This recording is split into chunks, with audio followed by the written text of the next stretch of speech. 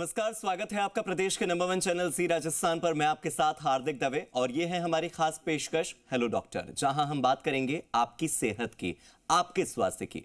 ये तो शायद सभी जानते हैं कि दुनिया भर के डॉक्टर्स भारत को डायबिटीज की राजधानी कहते हैं और डायबिटीज के साथ ही हार्ट फेलियर की भी। दुनिया के 40% हार्ट फेलियर के मरीज भारत में हैं और कोरोना के बाद शायद आपने भी महसूस किया होगा कि हार्ट फेलियर के मरीजों की संख्या में इजाफा हुआ। हमने कई मशहूर हस्तियों की हार्ट अटैक की वजह से मौत की खबरें सुनी। पुनीत राजकुमार हो, गायक के हो, big boss winner Siddharth Shukla हो, इन सब की उम्र भी बहुत कम थी। तो इसीलिए जितना जल्दी हो सके हार्ट फेलियर की पहचान होनी जरूरी है ताकि हार्ट फेलियर से बचा जा सके। आज आपके सवालों और आपकी शंकाओं को दूर करने के लिए, उनके जवाब जानने के लिए, आपके अपनों की जिंदगी बचाने के लिए जो कुछ खास मेहमान हैं मेरे साथ इस पैनल में जुड़ गए हैं। एक एक करके आपको सभी से मिलाते हैं। सबसे पहले डॉक्टर श्रवण सिंह हमारे साथ हैं। बीकानेर के एपेक्स हॉस्पिटल में आप बतौर कंसल्टेंट इंटरवेंशनल कार्डियोलॉजिस्ट के तौर पर काम कर रहे हैं। सर, स्वागत है आपका। इसके अलावा डॉक्टर गौरव माथुर हमारे साथ जुड़े हैं। आप बीकानेर के ही आर्टेमिस कार्डियक केयर में कंसल्टेंट और इंटरवेंशनल कार्डियोलॉजिस्ट के तौर पर काम कर रहे हैं। सर, आपका भी स्वागत है। इसके अलावा जो तीसरे मेहमान हैं वो हैं डॉक्टर सुनील बेनीवाल। डॉक्टर सुनील, आप जयपुर के सुवीरा अस्पताल में कंसल्टेंट और इंटरवेंशनल कार्डियोलॉजिस्ट हैं। सर, आपका भी स्वागत। और डॉक्टर नरेंद्र कुमार बैरवा, आप भी कंसल्टेंट और इंटरवेंशनल कार्डियोलॉजिस्ट ही हैं और जयपुर के मंगलम प्लस मेडिसिटी में आप अपनी सेवाएं दे रहे हैं। आपका भी स्वागत। चलिए, सबसे पहले डॉक्टर श्रवण सिंह, आप ही का रुख कर लेते हैं। आसान भाषा में समझाइए सर कि हार्ट फेलियर वास्तव में है क्या? हार्ट फेलियर बेसिकली मैं कुछ ऐसे समझाता हूँ। हार्ट का काम है ब्लड को पंप करना, जो कि पूरे शरीर में जाता है। अगर किसी कारणवश हार्ट के कॉन्ट्रैक्शन में या रिलैक्सेशन में अगर कुछ प्रॉब्लम रहती है तो वो इफेक्टिवली ब्लड को पंप नहीं कर पाता, जिसकी वजह से एक बैक प्रेशर डेवलप होता है जो डिफरेंट ऑर्गन्स में कंजेशन पैदा करता है, यानी ब्लड का ठहराव पैदा करता है। उसी को अपन कंजेस्टिव या हार्ट फेलियर कहते हैं। लेकिन डॉक्टर सिंह, फिर आप जैसे बता रहे हैं इसके अनुसार तो फिर हार्ट फेलियर से तुरंत मौत हो जाती होगी। क्या वाकई ऐसा होता है कि हार्ट फेलियर होते ही तुरंत मौत हो जाए? देखिए, हार्ट फेलियर बेसिकली दो तरह से डेथ करता है। जो ऑलमोस्ट 50% केसेस में है वो सडन कार्डियक डेथ रहती है, वो हृदय गति रुकने से होती है जी। अगर बाकी के 50% की बात करें तो उसमें प्रोग्रेसिव हार्ट फेलियर रहता है, जिसमें कि हार्ट फेलियर की कंडीशन वर्सन हो जाती है, उसकी पंपिंग क्षमता कम होती जाती है। तो उस कंडीशन में धीमे धीमे करके वो मौत का कारण बनता है। डॉक्टर श्रवण, बहुत सारे टर्म्स हैं। कार्डियक अरेस्ट कहा जाता है, हार्ट फेलियर कहा जाता है, हार्ट अटैक कहा जाता है। ये क्या एक ही है सब कुछ या फिर अलग अलग हैं? और अगर अलग अलग हैं तो इनके लक्षण क्या एक जैसे होते हैं? सिम्टम्स के बारे में थोड़ा बताइए। लक्षण की बात करें, अमूमन 10 से 20% केसेस में कई बार लक्षण नहीं मिलते, या यूं मान ले कि उसमें इतने वो सटल लक्षण रहते हैं कि पेशेंट जो अपना एक्टिविटीज को लिमिट कर लेता है, वो इतना चलता ही नहीं कि उसको सांस में दिक्कत हो या थकान हो। तो उस कंडीशन में वो कई बार डिटेक्ट नहीं हो पाता। कई बार क्रॉनिक कॉफ की तरह प्रेजेंट करता है, सिंपल पैल्पिटेशन रहता है, जिसको इग्नोर करते हैं पेशेंट। तो एक्चुअल में एसिम्प्टोमेटिक कम पेशेंट होते हैं, बट हाँ, एसिम्प्टोमेटिक हो सकते हैं। ठीक है, लेकिन क्या बिना सिम्टम्स के या बिना लक्षण के भी हार्ट फेलियर हो सकता है? अगर लक्षण की अपन बात करें, हार्ट फेलियर में लक्षण अमूमन सबसे पहले अनड्यू फटीग होता है। थोड़ा सा चलते ही आदमी को थकान होना शुरू होता है, सांस लेने में दिक्कत होती है, बिकॉज ऑफ कंजेशन पूरी बॉडी में सूजन आने का वो रहता है, पैरों में सूजन रहेगी, पेट में सूजन रह सकती है, इस तरह की कंडीशन। या फिर थोड़ा सा चलते ही थकान आना, या कई बार धड़कन ज्यादा तेज फील होना, कई बार फेंटिंग भी हो जाती है। इस तरह के सिम्टम्स हार्ट फेलियर में आते हैं। कार्डियक अरेस्ट की अगर अपन बात करें तो कार्डियक अरेस्ट में तुरंत हृदय गति रुक जाती है, या यूं कहें पंपिंग क्षमता एकदम से खत्म हो जाती है, जिससे कि आदमी बेहोश हो जाता है, पल्स लेस हो जाता है। ये कार्डियक अरेस्ट में रहता है मैम। हार्ट अटैक के सिम्टम्स की अगर अपन बात करें तो हार्ट अटैक के अंदर ज्यादातर चेस्ट पेन रहता है जी, पर नॉट नेसेसरीली। कई बार अनड्यू फटीग भी हो जाता है, एकदम से फटीग होना, पसीना आना, स्पेशली डायबिटिक्स और ओल्ड पॉपुलेशन के अंदर जी। तो चेस्ट पेन, सांस लेने में दिक्कत, ये अमूमन हार्ट अटैक के सिम्टम है। ठीक है डॉक्टर गौरव माथुर, अब आपका रुख कर लेता हूं। पहले से क्या कोई ऐसे फैक्टर्स होते हैं हमारी बॉडी में या हमारे आसपास के एनवायरनमेंट में जिसके आधार पर यह कहा जा सकता है कि इन फैक्टर्स के होने के कारण हार्ट फेलियर के चांसेस बढ़ जाते हैं या ज्यादा हो जाते हैं? ऐसा कुछ है? बहुत सारी कंडीशन है जिसमें डायबिटीज यानी शुगर की बीमारी, ब्लड प्रेशर यानी कि हाइपरटेंशन की बीमारी, अनीमिया यानी खून की कमी होना, थायराइड की प्रॉब्लम होना, और जी। पहले से ही किसी के हार्ट की डिजीज होना जिसमें हम कहते हैं नाड़ियों में रुकावट होना, या फिर कोई अरिथमियाज होना जिसमें दिल की धड़कन अनियंत्रित हो जाती है, कभी बहुत कम और कभी बहुत ज्यादा। ये कुछ कंडीशंस ऐसी हैं जिसको, वैसे तो ये लिस्ट एंडलेस है, पर ये कुछ कंडीशंस ऐसी हैं जिनके होने से जी। हार्ट फेलियर होने की संभावनाएं बहुत ज्यादा बढ़ जाती है। ओल्ड एज यानी कि बढ़ती हुई उम्र भी एक रिस्क फैक्टर है। तो डॉक्टर गौरव, ऐसी कौन कौन सी चीजें हैं जो आपके हार्ट फेलियर के चांसेस बढ़ाती हैं? हमारे दर्शकों को काफी फायदा होगा अगर आप इसका जवाब दे पाए। जैसा कि मैंने ये बताया कि ये कुछ कोमॉर्बिडिटीज हैं, यानी कि कुछ ऐसी कंडीशंस हैं जो कि हार्ट फेलियर का स्टेज सेट करती हैं। यदि आप शुगर के पेशेंट हैं तो जरूरी नहीं है कि आपको हार्ट फेलियर हो, लेकिन अगर आपका शुगर अनियंत्रित जी। रहता है, या आपका बीपी अनकंट्रोल्ड रहता है, या फिर आप स्मोकिंग करते हैं, हम्म। एक्सेस अमाउंट में अल्कोहल लेते हैं, या फिर आपके कोई अरिथमियाज जी। पहले से हैं जिनको कंट्रोल नहीं किया गया है, या फिर किसी वजह से आपकी खून की कमी बहुत ज्यादा है, ये सारी वो कंडीशंस हैं जो कि आपके हार्ट फेलियर के रिस्क को एक नॉर्मल पॉपुलेशन के मुकाबले काफी ज्यादा बढ़ा सकती है। जी। इसके अलावा हमें बहुत ध्यान रखना होता है कि हम अगर हार्ट फेलियर के पेशेंट हो गए हैं हम्म। तो हमें हमारी दवाइयों को टाइम टू टाइम लेते रहना है। कोई भी जी। दवाई मिस नहीं करनी है। किसी भी दवाई को डॉक्टर की सलाह के बगैर चेंज नहीं करना है। ट्रीटमेंट कॉम्प्लायंस एक बहुत इंपॉर्टेंट फैक्टर है। अगर आप प्रिस्क्राइब मेडिकेशंस को फॉलो नहीं करते हैं तो भी आपके हार्ट फेलियर के दोबारा होने का या फिर बढ़ने का रिस्क बढ़ जाता है। डॉक्टर गौरव, वैसे तो पहले हार्ट फेलियर एक एज के बाद होता था। हम मानकर चलते थे कि 50-60 की उम्र बीत जाए उसके बाद हार्ट फेलियर होता है, उम्र का तकाजा है, ये कह दिया जाता था। लेकिन अब तो हम देखते हैं कि मैं अगर अपनी उम्र की बात करूं या मुझसे छोटे उम्र के लोगों की भी बात करूं तो उन्हें भी हार्ट अटैक आ जाता है। तो क्या हार्ट फेलियर बढ़ती उम्र या फिर बुजुर्ग होने पर ही होता है? ये एक मिसकंसेप्शन है या इसके बारे में थोड़ी सी क्लैरिटी दीजिए आप। देखिए, ओल्ड एज होने के साथ साथ, ओल्ड एज डेफिनेटली मैंने बताया एक रिस्क फैक्टर हम्म। है, लेकिन साथ में कुछ ना कुछ कोमॉर्बिड कंडीशन और भी होनी चाहिए। सिर्फ चलने में सांस फूलना हार्ट फेलियर जी। नहीं है, लेकिन हार्ट फेलियर का लक्षण जरूर चलने में सांस फूलना होता है। वैसे ही सिर्फ ओल्ड एज का होना एक रिस्क फैक्टर नहीं है, पर अगर ओल्ड एज के साथ आपके और भी दूसरी बीमारियां हैं जिनका कि कंट्रोल या तो एडिक्वेट नहीं है, या जी। फिर दवाइयों के प्रति आपका कॉम्प्लायंस अच्छा नहीं है, तो हाँ, आपकी बात सही हो हम्म। सकती है कि ओल्ड एज यानी कि बढ़ती हुई उम्र हार्ट फेलियर का एक जी। बड़ा रिस्क फैक्टर साबित हो सकता है। डॉक्टर गौरव, जैसा कि हमने शुरू में ही जिक्र किया कि हार्ट फेलियर के 40% मरीज केवल इंडिया में हैं, भारत में हैं, तो क्या इंडियंस में हार्ट फेलियर की संभावना ज्यादा है? एथनिसिटी से भी बीमारियों का कोई संबंध होता है क्या? हाँ, अनफॉर्चुनेटली यस। क्योंकि ये देखा गया है कि 2013 और 2016 के बीच का एक सर्वे था जिसमें यूएस में करीब 6 से 8 मिलियन लोग हार्ट फेलियर के पेशेंट बताए गए थे। और हमारा एक सर्वे था अभी पिछले कुछ 2-3 साल पहले का, जिसमें कि ऐसा बताया गया था कि करीब 8 से 10 मिलियन पॉपुलेशन जो है वो हार्ट फेलियर के पेशेंट्स हो सकते हैं। कारण की बात अगर अपन करें तो फिर से हम उसी बात पे आते हैं कि इंडियंस में एक ही पेशेंट के अंदर शुगर का भी होना, बीपी का भी होना, थायराइड का भी होना, स्मोकिंग का भी होना, ये मल्टीपल रिस्क फैक्टर एक सिंगल पेशेंट में एग्जिस्ट करते हैं। सो मल्टीपल कोमॉर्बिडिटीज या मल्टीपल डिजीज एक पेशेंट में होना हमारे इंडिया में हार्ट फेलियर की रिस्क को बहुत ज्यादा बढ़ा लेता है। इसीलिए हमारे इंडिया में हार्ट फेलियर की पेशेंट्स की पॉपुलेशन या प्रेवलेंस काफी ज्यादा है as compare to west. Doctor Gaurav, मैंने डॉक्टर श्रवण से भी यही पूछा था। हार्ट फेलियर के सिम्टम्स आपके अकॉर्डिंग क्या हैं? किन सिम्टम्स को ध्यान में रखकर आप ये मानते हैं कि ये मरीज जो है वो हार्ट फेलियर का मरीज है? हार्ट फेलियर बेसिकली एक डिजीज नहीं है, ये एक सिंड्रोम है। और इसके कोई एक सिम्टम ना होकर के इसका स्पेक्ट्रम है, जिसमें सबसे कॉमन सिम्टम है जो सबसे ज्यादा इग्नोर किया जाता है वो है कि जल्दी थकान आना। अब हार्ट फेलियर की भी कई स्टेजेस होती हैं, जिस उसी हिसाब से इसके सिम्टम्स कम भी हो सकते हैं और ज्यादा भी हो सकते हैं। ज्यादा जिनमें हमें मरीज को भर्ती करने की जरूरत पड़ जाती है, और कम जिनमें हम कई बार दवाइयों पे आउटडोर बेस पे पेशेंट्स को ट्रीट कर देते हैं। अ, जल्दी थकान आना, नॉर्मल काम करने में भी एक्सेसिवली थक जाना, ये एक कॉमन सिम्टम है जो बहुत ज्यादा इग्नोर किया जाता है। दूसरा सिम्टम है सांस जल्दी फूलना। थोड़ा सा चलने में ही सांस फूल जाता है हमारा, ये एक हार्ट फेलियर का सिम्टम हो सकता है। तीसरी चीज, जो अगर हम इस सिम्टम के सीवियरिटी की तरफ जाएं, तो पेशेंट को लेटने के बाद या तो तुरंत ही वापस उठना पड़ जाता है, या फिर 1-2 घंटे के बाद उठना पड़ जाता है, क्योंकि वो सीधा लेट नहीं पा रहा है। ये हार्ट फेलियर का एडवांस सिम्टम है। भूख कम लगना, पैरों में सूजन आना, या फिर पीलिया हो जाना, ये सारे ऐसे सिम्टम्स हैं जो हार्ट फेलियर के पेशेंट्स में देखे जाते हैं। तो ये सभी सिम्पटम्स में किसी भी सिम्पटम को हमें इग्नोर नहीं करना है।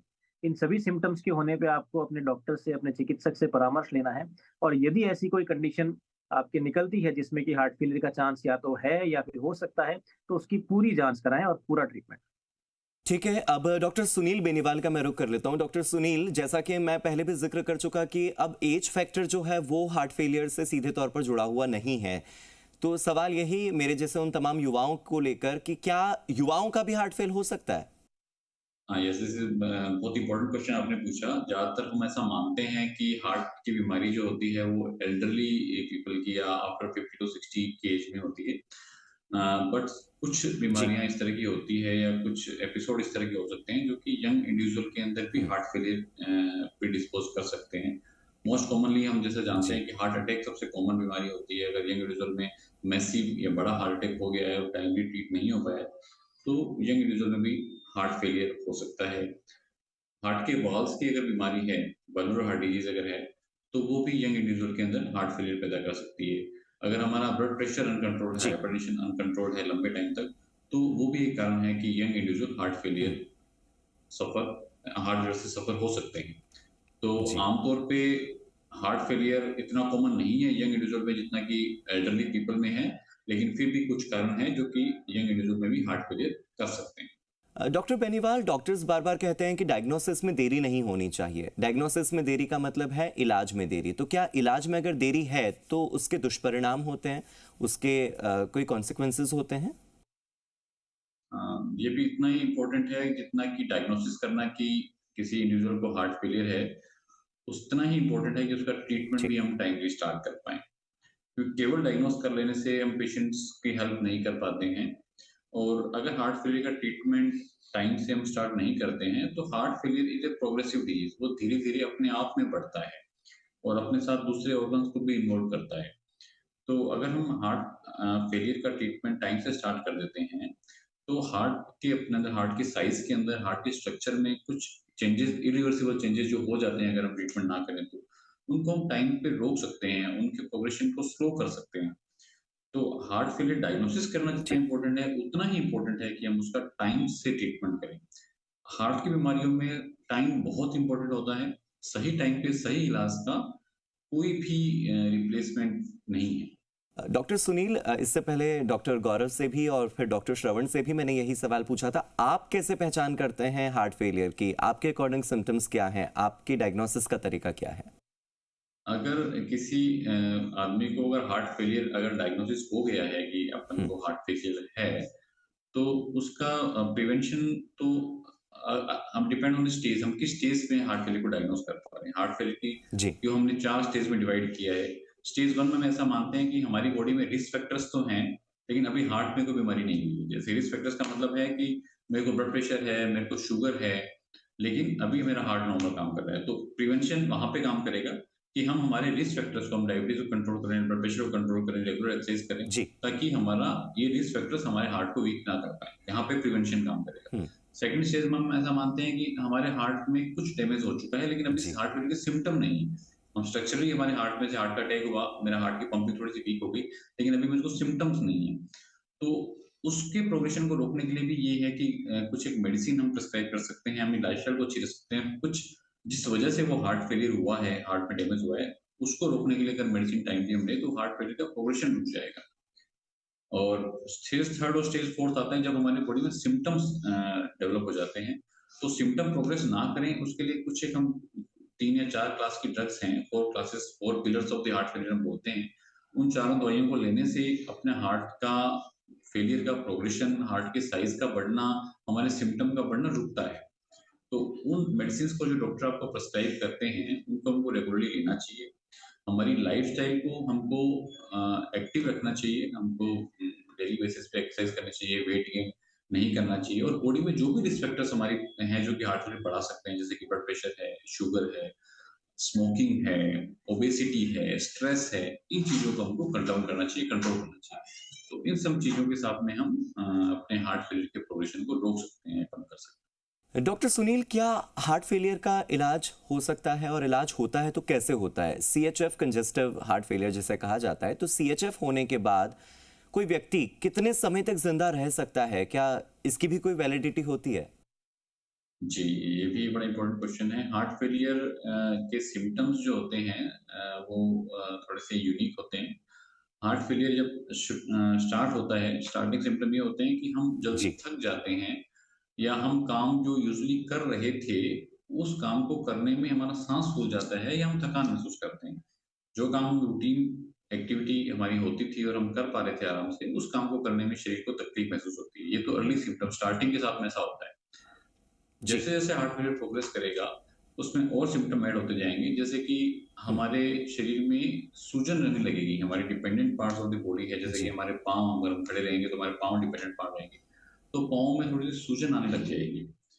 फिर और अगर आगे चलेंगे तो ऐसा होता है कि जब हम लेटते हैं, बेड पे लेटेंगे रात के टाइम में, तब हमको खाँसी महसूस होगी या थोड़ा-सा साँस सफोकेशन महसूस होगा, और जब बैठ जाएँगे तो हमको आराम मिलने लग जाएगा। और जब बिल्कुल एडवांस स्टेज में जब हार्ट फेलियर पहुँच जाता है, तो फिर ये होता है कि हमारा ब्लड प्रेशर बिल्कुल लोअर साइड में रहता है। हम इवन रेस्टिंग कंडीशन में भी, जब हम कोई काम नहीं कर रहे हैं, रेस्ट पे भी हैं, तो भी हमारा साँस फूला हुआ रहता है। थोड़ा-सा भी काम करने में हमको तकलीफ महसूस होती है। तो हार्ट फेलियर एक प्रोग्रेसिव सिम्पटम होते हैं।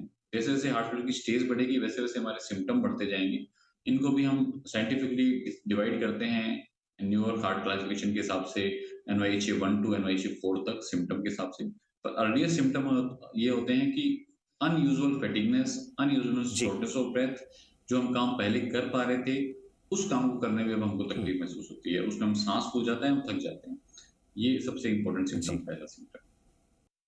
ठीक है, डॉक्टर नरेंद्र कुमार बैरवा भी मेरे साथ पैनल में जुड़े हुए हैं। डॉक्टर नरेंद्र, देरी के साथ आपके पास आया, लेकिन बहुत ही ज़रूरी सवाल लेकर आया हूँ। हार्ट फेलियर वाले लोगों को किस प्रकार की दवाएं दी जाती हैं? क्योंकि इलाज पर बात हो रही है, तो किस तरह की सावधानियां हार्ट फेलियर वाले मरीज को रखनी चाहिए? प्लीज़ बताइए। ये डिपेंड करता है कि हार्ट फेलियर की स्टेज कौन सी है। हार्ट फेलियर को हम मोटे तौर पर 4 स्टेज में डिवाइड कर सकते हैं, A2, D, AB, C, D। जो इनिशियल ए और बी स्टेज होती है, वहाँ जी। पर हम कोशिश करते हैं कि पेशेंट को दवाइयों से मैनेज किया जाए। हम्म। यहाँ पे हम कुछ खास दवाइयाँ जैसे कि एस इनहिबिटर्स, जी। बीटा ब्लॉकर्स एंड डायरेटिक्स, ऐसी दवाइयाँ हम काम लेते हैं, और पेशेंट के सिम्पटम्स के अनुसार ही हम आगे बढ़ते हैं। जबकि जो एडवांस स्टेजेस है, जैसे स्टेज 3 और स्टेज डी, वहाँ पर हम कुछ डिवाइसेस का यूज़ करते हैं, और स्टेज डी में हमको जो लास्ट स्टेजेस होती हैं हार्ट फेलियर की, जहाँ पर कि मेडिकेशंस और डिवाइसेस का काम लेस यूज़फुल हो जाता है, कम काम की रह जाती है, तो फिर हम एडवांस थिंग्स जैसे कि हार्ट ट्रांसप्लांटेशन या फिर वेंट्रिकुलर असिस्टेड डिवाइसेस जैसी चीज़ें काम लेते हैं। तो डॉक्टर नरेंद्र, एक्सरसाइज करने से सेहत अच्छी रहती है, लेकिन हार्ट फेलियर के मरीज को कौन सी एक्सरसाइज करनी चाहिए, और मोस्ट इंपॉर्टेंटली कौन सी नहीं करनी चाहिए? तो ये भी वही कहूँगा कि स्टेज कौन सी चल रही है हार्ट फेलियर की, उसके अकॉर्डिंग ही हम इन चीज़ को, एक्सरसाइजेस को एडवाइस करते हैं।